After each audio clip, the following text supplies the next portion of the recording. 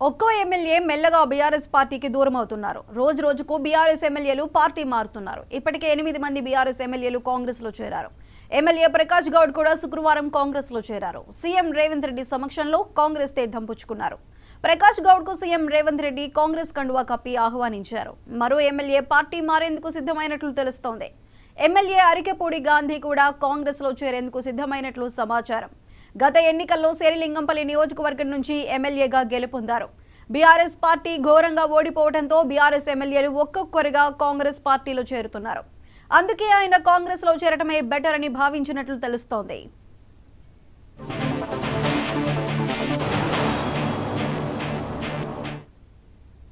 ఇవాళ సీఎం రేవంత్ రెడ్డితో అరికెపూడి గాంధీ భేటీ కానున్నట్లు తెలుస్తోంది. భేటీ అనంతరం అరికెపూడి కాంగ్రెస్ లో చేరనున్నట్లు పార్టీ వర్గాలు తెలిపాయి.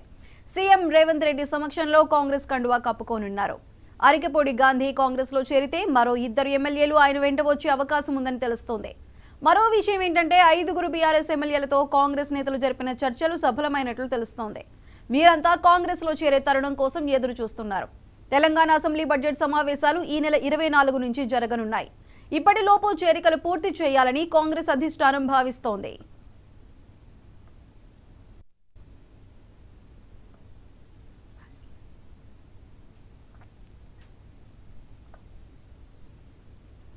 అయితే ఇవాళ సీఎం రేవంత్ రెడ్డితో అరికెపూడి గాంధీ భేటీ కానున్నట్లు తెలుస్తోంది. భేటీ అనంతరం అరికెపూడి కాంగ్రెస్ లో చేరనున్నట్లు పార్టీ వర్గాలు తెలిపాయి.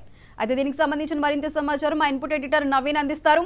నవీన్, చెప్పండి, అరికెపూడి గాంధీ కాంగ్రెస్ కండువా కప్పుకోబోతున్నట్లు తెలుస్తోంది. మరి దీనికి సంబంధించి పూర్తి అప్డేట్స్ ఏంటి?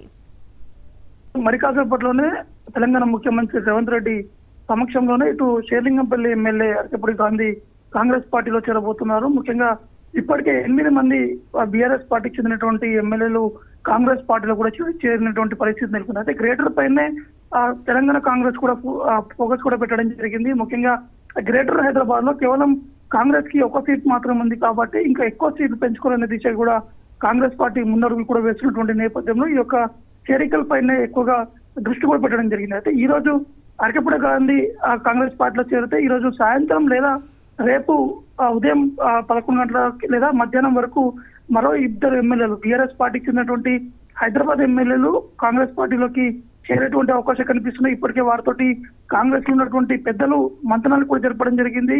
వారితో నియోజకవర్గానికి సంబంధించినటువంటి అభివృద్ధి కావచ్చు, ఇంకా ఇతర అంశాలపైన కూడా సుదీర్ఘంగా బీఆర్ఎస్ పార్టీ ఉన్నటువంటి ఎమ్మెల్యేలతో కూడా కాంగ్రెస్ పార్టీలో ఉన్నటువంటి ముఖ్య నేతలు వారితోటి చర్చలు జరిగింది. అయితే ఆ చర్చలు కూడా సఫలమయ్యామని చెప్పేసి కూడా మనకి సమాచారం అందుతుంది. కాబట్టి రేపు మరో 2 ఎమ్మెల్యేలు బీఆర్ఎస్ పార్టీని వీడి కాంగ్రెస్ పార్టీలో కూడా చేరేటువంటి అవకాశం కనిపిస్తున్నాయి.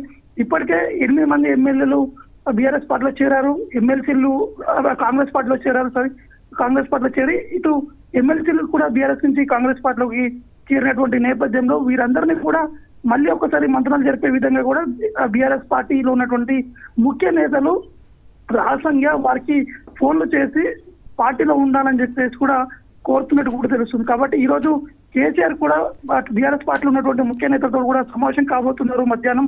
ఆ సమావేశంలో కూడా ఎటువంటి అంశాలపై చర్చిస్తారనేది చూడాల్సి ఉంటుంది. నవీన్, అయితే పార్టీ ఫిరాయింపులకి సంబంధించి ఒక పక్క బీఆర్ఎస్ వర్కింగ్ ప్రెసిడెంట్ కేటీఆర్ కేసులు వేయడం, అంటే స్పీకర్ కి చెప్పడం, ఈ విధంగా జరుగుతుంది. ఒక పక్క చూస్తుంటే ఆపరేషన్ ఆకర్ష్ లో భాగంగా కాంగ్రెస్ అయితే ఇంకా ఎమ్మెల్యేలను చేర్చుకోవడం జరుగుతుంది. దీన్ని ఏ విధంగా చూడొచ్చు అంటారు?